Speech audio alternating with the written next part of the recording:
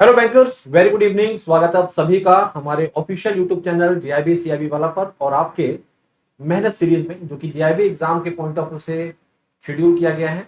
इस मेहनत सीरीज के अंतर्गत हम आपके लिए लाते हैं GIB paper 4 retail banking and wealth management का समरी सेशन। यूनिट वाइज ये समरी सेशन आपके लिए ला रहे हैं और विस्तार पूर्वक चीजों को बताया भी जा रहा है। पिछली सेशन में हमने वेल्थ मैनेजमेंट मॉड्यूल डी की शुरुआत की थी। आज हम उसकी दूसरी क्लास पर फोकस करेंगे। तो आरबीडब्ल्यूएम मॉड्यूल डी वेल्थ मैनेजमेंट पढ़ने की शुरुआत हो चुकी है। पिछली क्लास में आपने वेल्थ मैनेजमेंट प्रोसेस होता क्या है, साथ साथ में इसमें स्टेजेस के बारे में और इसके प्रोसेस के बारे में जानकारी ली। ग्लोबल वेल्थ मैनेजमेंट सर्विसेज क्या है, इन सब के बारे में आपने पिछली क्लास में पढ़ा था। आज की क्लास में हम wealth management product and services के बारे में बात करेंगे और ये क्लास सेकंड है। एक और खास बात, आप जितने भी साथी बैंकर सेशन को वॉच करते हैं, सेशन को देखते हैं, अपने दूसरे साथी बैंकर्स को सेशन के बारे में जानकारी दीजिए। चैनल को अभी तक ज्वाइन नहीं किया है तो चैनल को ज्वाइन करिए, जिससे कि लगातार आप तक अपडेट्स पहुंचती रहे। क्लास की शुरुआत हो चुकी है। आप जितने भी साथी बैंकर सेशन का हिस्सा बने हैं एक बार प्लीज कंफर्म कर दीजिए। आप सभी को मेरी आवाज क्लियर है? तो आज के दिन हम पढ़ने जा रहे हैं क्लास सेकंड। और ये जो क्लास सेकंड है साथियों,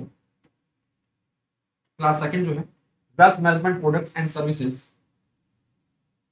तो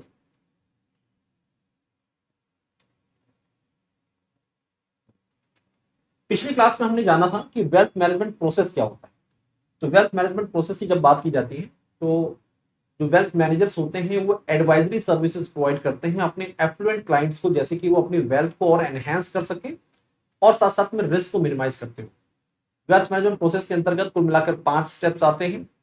पहला स्टेप होता है कि जो भी एफ्लुएंट क्लाइंट्स हैं, यानी कि जो भी वेल्दी इंडिविजुअल्स हैं, उनकी करंट फाइनेंशियल सिचुएशन को समझना। और सेकेंड वन इज द उनके फाइनेंशियल गोल्स को आइडेंटिफाई करना। द थर्ड वन, इसके आधार पर कस्टमाइज सॉल्यूशन तैयार करना। और फिर फोर्थ स्टेप में उसे इंप्लीमेंट करना। Last one is the monitoring of the result को मॉनिटर करना और जरूरत पड़ने पर रिव्यू करना जो भी प्लान्स तैयार किए गए।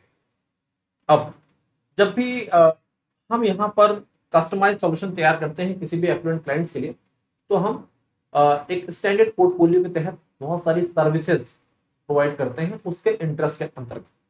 अब यहाँ पर हम आपके सामने वेल्थ मैनेजमेंट सर्विसेज के अंतर्गत आने वाली जो प्रोडक्ट्स हैं एंड सर्विसेज हैं उनके बारे में जानकारी दे रहे हैं।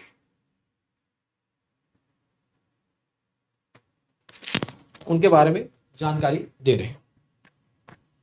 तो साथियों, अगर हम बात करें wealth management product and services की, तो इसके अंतर्गत जो इंपॉर्टेंट और कॉमन प्रोडक्ट एंड सर्विसेज आते हैं वो आपके सामने हैं। देखिए, नंबर 1 पर यहां पर रखा गया है ऑल्टरनेटिव असेट्स। क्या बोलते हैं इसे हम लोग?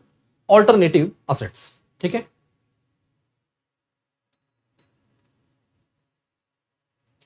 ऑल्टरनेटिव असेट से आपके एग्जाम में क्वेश्चन बन जाते हैं। ये इंपॉर्टेंट है, ये इंपॉर्टेंट है। बॉन्ड्स क्या है? Corporate fix deposits, fix maturity plan and debentures, insurance, mutual funds, SIP, portfolio management services, ये सब चीजें आपके जो कॉमन प्रोडक्ट एंड सर्विसेज हैं उसके अंतर्गत आती हैं। देखिए, सबसे नंबर 1 पर ऑल्टरनेटिव असेट लिखा है। इससे एग्जाम में क्वेश्चन पूछे जाते हैं क्योंकि आमतौर पर कंफ्यूजन होता है कि इसके अंतर्गत क्या बातें आती हैं, कौन से प्रोडक्ट्स आते हैं। तो 1 बाय 1 करके हम सारे प्रोडक्ट को डिस्कस करते हैं यहां पर और फिर कहानी को आगे बढ़ाते हैं। ऑल्टरनेटिव असेट्स की जब बात करते हैं तो ये नॉन ट्रेडिशनल असेट्स है। कैसे असेट्स है? नॉन ट्रेडिशनल असेट्स है विद पोटेंशियल इकोनॉमिक वैल्यू। इनकी इकोनॉमिक वैल्यू तो होती है, बट इनकी इकोनॉमिक वैल्यू या फिर वैल्यूएशन थोड़ा डिफिकल्ट माना जाता है, क्योंकि ये जो हमारे कॉमन प्रोडक्ट एंड सर्विसेज होते हैं उनकी तरह इनकी वैल्यूएशन को पता करना थोड़ा डिफिकल्ट हो जाता है। जैसे कि आपको समझना होगा कि इसके अंतर्गत कौन से प्रोडक्ट आते हैं। Art and antiques, precious metals, fine wines, rare stamps, coins, sport cards, other collectibles. तो ये देखिए, ये वो असेट्स हैं जिन्हें हम ऑल्टरनेटिव असेट के अंतर्गत रखते हैं और इनकी वैल्यूएशन थोड़ा सा डिफिकल्ट मानी जाती है। इसलिए लिखा होगा it is any non traditional assets with potential economic value that would not be found in a standard investment portfolio. तो ये स्टैंडर्ड इन्वेस्टमेंट पोर्टफोलियो के दायरे में नहीं आते। ठीक है, और इसी कारण से क्योंकि ये अनकन्वेंशनल नेचर के होते हैं, इनकी वैल्यूएशन थोड़ी सी डिफिकल्ट मानी जाती है। Valuation of some of these assets can be difficult for most people. Examples of alternative assets would be included. तो ये आपको याद रहने चाहिए, एग्जाम में यहीं से क्वेश्चन बन जाता है कि नीचे दिए गए ऑप्शन में से बताइए कि कौन से असेट जो है वो अल्टरनेटिव असेट्स का हिस्सा है। ठीक है, आगे बढ़ते हैं। अब हम पढ़ने जा रहे हैं बॉन्ड। तो टाइप्स ऑफ बॉन्ड्स क्या होते हैं, सबसे पहले तो बॉन्ड के बारे में समझना जरूरी है। बॉन्ड है क्या? बॉन्ड एक कैपिटल मार्केट इंस्ट्रूमेंट होता है। कैसा होता है? कैपिटल मार्केट इंस्ट्रूमेंट्स होते हैं।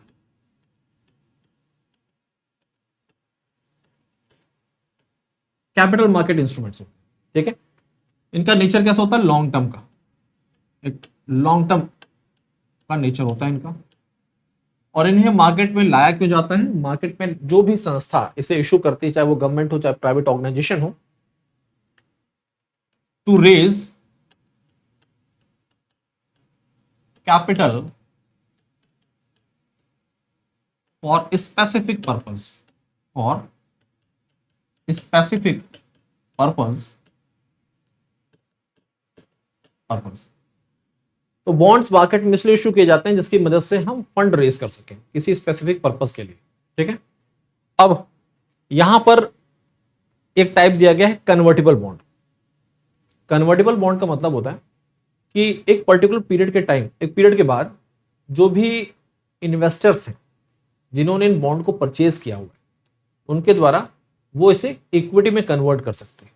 ठीक है, अब ये ऑब्लिगेशन और राइट, ये उस इन्वेस्टर का राइट भी हो सकता है, उसके ऊपर ऑब्लिगेशन भी हो सकता है कि उसे इस पीरियड के बाद इस बॉन्ड को इक्विटी में कन्वर्ट करना है।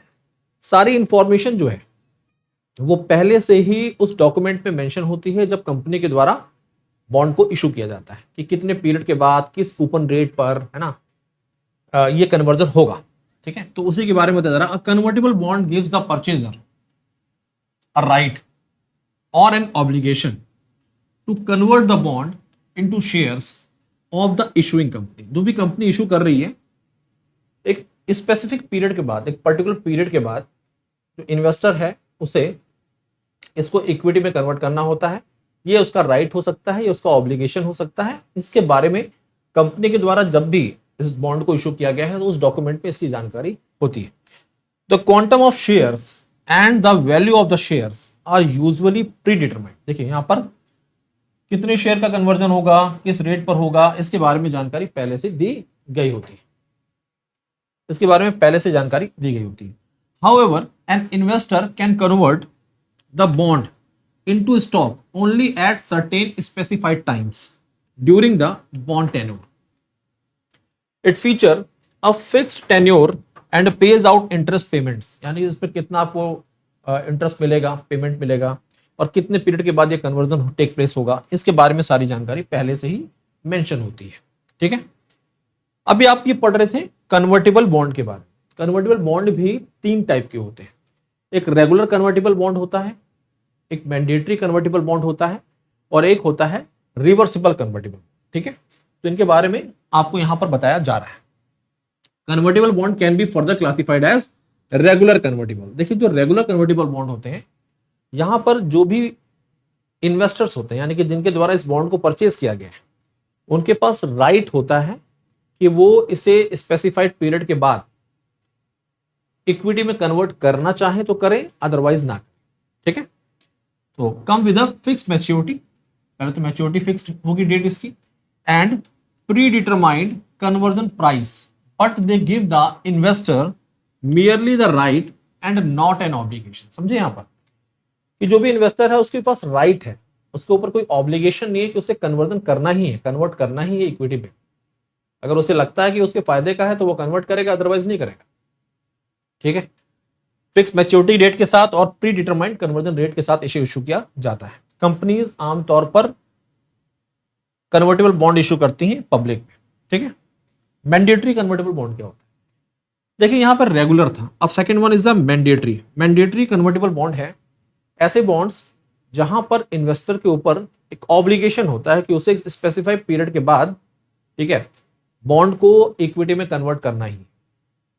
तो unlike regular convertible bonds, these bonds obligate the investor to convert them into equity. तो इक्विटी में से कन्वर्ट करना ही, ठीक है, upon maturity, upon maturity. Since investors are essentially forced to convert their bonds, companies usually offer a higher rate. देखिए यहां पर क्या है कि इन्वेस्टर के ऊपर एक मैंडेटरी कंडीशन लगाई गई है कि उसे कन्वर्जन करना ही है। तो इस नजरिए से यहां पर क्या हायर रेट ऑफ इंटरेस्ट होता है ऑन मैंडेटरी कन्वर्टेबल, ठीक है। तीसरा, थर्ड वन, रिवर्सिबल या रिवर्स कन्वर्टेबल बॉन्ड। पहला आपने पढ़ा रेगुलर, जहां पर जो इन्वेस्टर है उसके पास राइट है। दूसरा आपने पढ़ा मैंडेटरी, जहां पर उसके ऊपर एक ऑब्लिगेशन है कि उसे कन्वर्जन करना है। यहां पर ये राइट जो है कंपनी के पास होता है, कंपनी चाहे तो इसका इस्तेमाल करे, अदरवाइज ना करे। आमतौर पर पिछले दो बॉन्ड्स में आपने क्या देखा कि इन्वेस्टर के पास ये राइट या obligation. With reverse convertible bonds the issuing company holds the right to convert them into equity shares upon maturity at a predetermined conversion price, ठीक है। तो साथियों, ये जो टाइप्स ऑफ कन्वर्टेबल बॉन्ड है उसके तीन टाइप आपको समझा दिए गए हैं। साथ साथ में ऑल्टरनेटिव असेट्स क्या होते हैं आपने ये पढ़ लिया है। अब ऐसे ही हमारी कोशिश है कि ऐसे इंपॉर्टेंट टॉपिक्स को लगातार आपके साथ डिस्कस किया जाए। तो इस तरह से आज के सेशन को यहां पर एंड करते हैं। और सबसे पहले आपके जीआईबी एग्जाम से संबंधित जीआईबी महापैक के बारे में आपको जानकारी दे दी जाए। जब भी हम जीआईबी महापैक की बात करते हैं तो ये वन स्टॉप सॉल्यूशन है, क्योंकि इसके अंतर्गत आपको मिलते हैं 15+ बैचेस का एक्सेस। इस महापैक के साथ जुड़कर आपको किसी दूसरे सब्सक्रिप्शन की रिक्वायरमेंट होगी ही नहीं, क्योंकि वो सब मटेरियल, वो सारे बैचेस आपको यहां पर मिल जाते हैं। इसलिए हमारी टीम, हमारे साथी लोग इस बात को कहते हैं कि आपको किसी और दूसरे बैच की तरफ जाने की जरूरत नहीं अगर आपके पास जैब महापैक है। अदरवाइज अगर आपको किसी इंडिपेंडेंट बैच के साथ जुड़ना है, जैसे आप फाउंडेशन के साथ जुड़ना चाहते हैं, तो उसके अलग अलग ऑब्जेक्टिव है, उसके बारे में आपको बताएंगे। तो सबसे पहले ये 3 वैलिडिटीज में उपलब्ध है। 6 मंथ का सब्सक्रिप्शन आपका 2799 का है, 1 year 3999 and 2 year subscription 5999। 15+ batches का एक्सेस है, module wise DPP, quizzes, mock test, doubt solving session, ये सब कुछ आपको मिलता है। इसके अलावा हमारे अलग अलग बैचेस भी आते हैं, जैसे फाउंडेशन बैच इस समय चल रहा है। और फाउंडेशन बैच का मेन कॉन्सेप्ट है कि ये पूरी तरह से कॉन्सेप्ट बेस्ड है। यहाँ पर आपके कॉन्सेप्ट क्लियर किए जाएंगे, थ्योरेटिकल पोर्शन कवर किया जाएगा, जैसे आपका फाउंडेशन स्ट्रांग हो जाए, ठीक है। 1999 में उपलब्ध है और आपकी डिमांड पर फाउंडेशन 2.0 बैच भी आ चुका है।